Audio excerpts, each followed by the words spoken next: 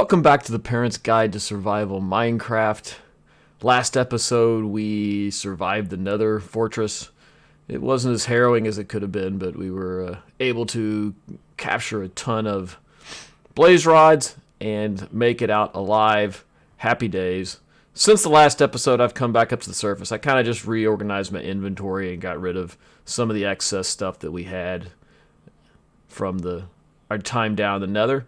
In this episode, we're going to use our blaze rods to help ourselves out in the game some. So let's jump into it. What do I need these blaze rods for? Well, I can come into the blaze rod and drop one up here, and I get blaze powder. With the blaze powder, this is what I really needed, because if I come in here, I can make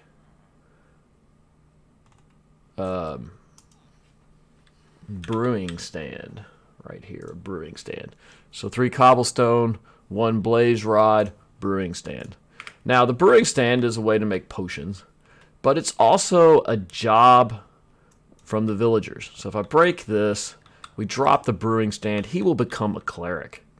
And a cleric has an interesting thing in his inventory that we need. So to kind of speed up the process of what we need, we're going to go ahead and buy some redstone. We don't need any redstone, but I need to level him up. And that levels him up. Now we can buy lapis lazuli from him. We don't really need it, but we're going to buy it from him anyway to level him up. He's now leveled up.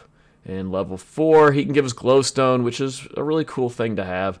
But we really don't need glowstone. What we really want is the next level up. So I'm going to try to buy up his glowstone. We're going to need more emeralds. Fortunately, we did a bunch of trading before, so we're going to utilize that trading to get us some more pieces. And one more, and he has leveled up. Now we can get what we really want, which are ender pearls. And I'm going to buy some ender pearls. The ender pearls are what we need to make it to the end game.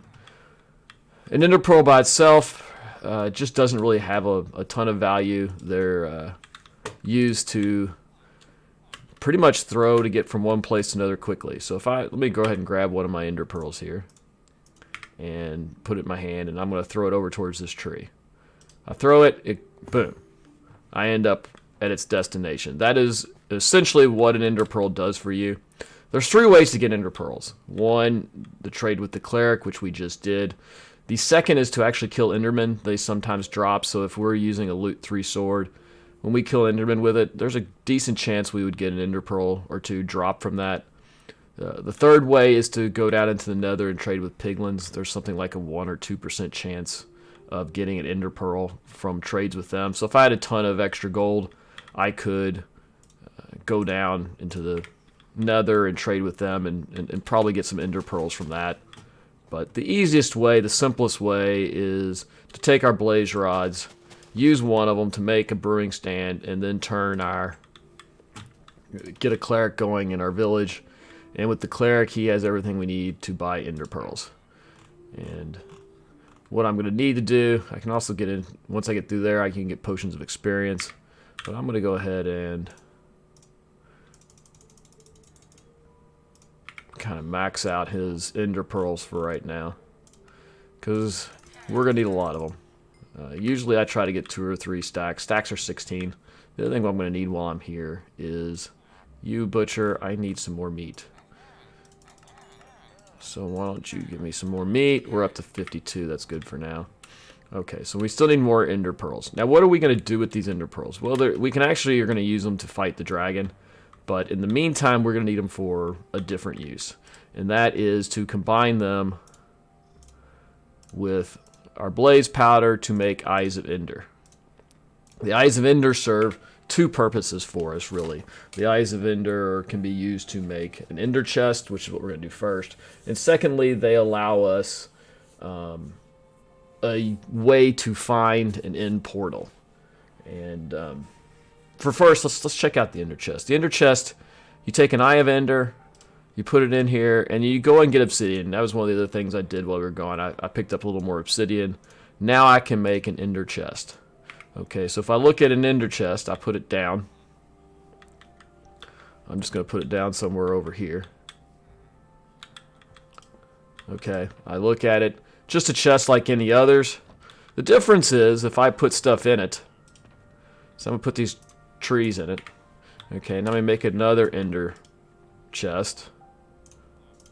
It's always good to have multiple ender chests around, as we'll see. So I grab a second ender chest. I come over here. Doesn't really matter where it is. I'm going to go ahead and take it back to my base because I'm going to need to make another pickaxe here in a second. The ender chest allows you to basically have private storage. Only when you open it, you're the only one who can see the contents. And if there are multiple ender chests spread around the map, you would have the same contents in each chest. So we put 14 in there. I'm going to go ahead and put an ender chest back in my house. Ender chests are just kind of a really handy way to like put things down and collect them later. So we got one in the village. We got one over here. It's an easy way to move stuff from point A to point B, really, because I only have to put it into one chest. So I'm going to come over here. I'm going to drop it like right here. Now if I look, there's my 13 spruce saplings that I had earlier. So I can put other things in here that I might need. I'm going to go ahead and let me grab some cobblestone just to kind of once again show. So now I can put the cobblestone in here. We go back to the other one and we have the cobblestone. Now, if I try to break this with my pickaxe right here, it will actually break it and be gone. What we need, and I'm going to come in here and grab some diamonds, is a silk touch pickaxe. So you need a silk touch pickaxe to actually pick up an ender chest without breaking it. So what I'm going to do is I'm going to come over here, see if I can find myself a silk touch pickaxe. That's a fortune 3. There's silk touch right there. I'm going to go ahead and run that. Silk touch efficiency 2. Be nice if I had something with more efficiency. Let me come over here. I'm going to make one more pickaxe real quick. Let's see if we can, what kind of enchantments we can get on it. I've still got some levels. So let's come over here. Fortune 3 and Silk Touch are opposite enchantments. That's why you, if you see Silk Touch like here, you know it's not going to be Fortune 3 when you're starting to look for useful enchantments. Unbreaking 3, Fortune 3, Efficiency 4. That is a really nice pickaxe that I don't need. I think I can mix it with the Silk Touch. So if I put down the here and we mix it with the Silk Touch, we can't do that. Can I do it this way? Yeah, I can do it this way. And this basically, in the process, eliminates the Fortune 3 from it, which is okay because I don't need Fortune 3. I need Silk Touch. So I'm going to go ahead and use the levels. I've got now myself a Silk Touch pickaxe. Now I can come over here, mine this. Since it's made from your obsidian, yeah, they're kind of hard to break, so that's why it's really nice to have efficiency 4 on it and such. So I'm gonna go ahead and drop this back down. I'm gonna go ahead and put my obsidian in here just for the fun of it. I'm gonna go ahead and put this in here. I'm gonna come back. It's almost nighttime. I'm gonna go to bed here in a second. We'll put this in here. I don't need all this. Don't need my diamonds anymore. We'll keep the emeralds. We're going to need those because we're going to need some more ender pearls. I'm going to go to bed. We'll wake up in the morning and we'll go on. But the ender chest is really cool, especially if you're playing with your kids, because it allows you to have your own private storage, which can be really handy, you know, when you're collecting things like diamonds and such, because you don't necessarily want to leave them out because your kids will pick them up, especially if you're trying to collect them up for yourself. Your kids will pick them up and waste them. But if you put them in an ender chest, you don't have to worry about that. You got your own little private storage that you can potentially take with you wherever you go. It becomes just a really nice way to transport materials as well, because I can have an ender chest, I can pick it up, put it down somewhere else, and I still have access to everything that I put into it in the one spot. It's kind of a magical chest, so to speak. Very, very handy way to get it going. So we have our ender chests. If I come back in here and look at that. My lectern's there, my obsidian's there, my cobblestone's there. I'm going to go ahead and make one more. Well, I'm going to need some more blaze powder. We're going to need an eye of ender, blaze powder. Go ahead and make 2. I'm going to make one more ender chest that we can then kind of carry with us.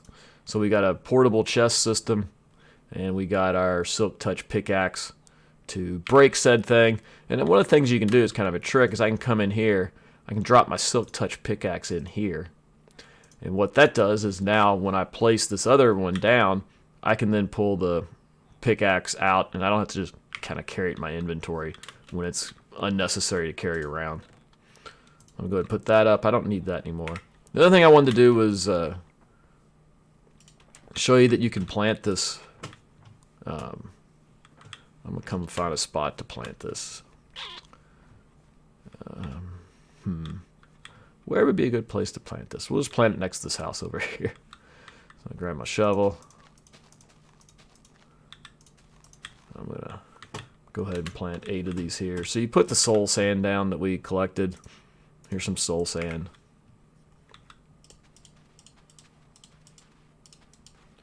And then I can come in here and take my nether wart, drop it down, and this will actually start growing as we get going. So that's a handy thing to have going on there. As we'll see in our next episode, we're going to kind of get into potion brewing and kind of get ready for our trip to the fortress. We're trying to find an end portal, because that's going to be how we're going to make it to the end. And we're going to need at least, you need 2, 4, or let's see, 3, 6, 9. There's 12 eyes of ender necessary to open the portal. Usually there's a couple there when we get there, but there's not guaranteed to be any there. Therefore, I'm going to need at least 8 eyes, or about 10 or 12 eyes of ender for that. And we're also going to want ender pearls for the battle with the dragon at the end. Therefore, I'm going to need at least another 20 or so ender pearls before we can say goodbye to our village and set off for the dragon. But the one thing else I wanted to show you before we kind of got into that was the other use of the eyes of ender. Let me go out here into the open field. The eyes of the ender, if you throw them, they actually point the way to the end portal, at least the direction that the end portal's in. So I want to sit out here where I can get a good 360 view, and I'm going to throw this up in the air and that way. So we got to go that way to get to the end portal. And my eye of ender fell down here. Where'd it go? There it is. I got it. So that's the direction we're going to have to head to find our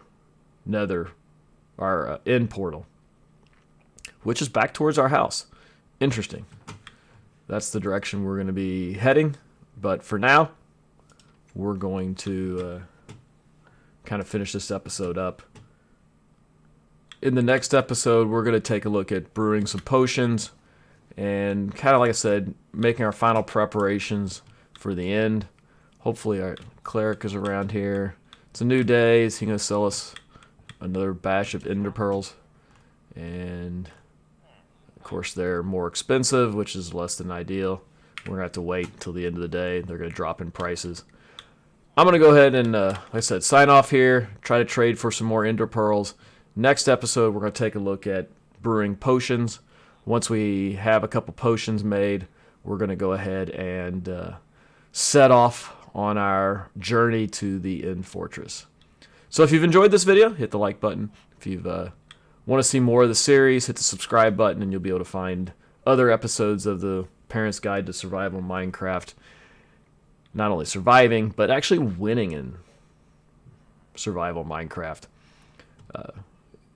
Hit the subscribe button, like I said. Hit the bell if you want to be notified of new updates. And we'll catch you later. Have a great day if you want to.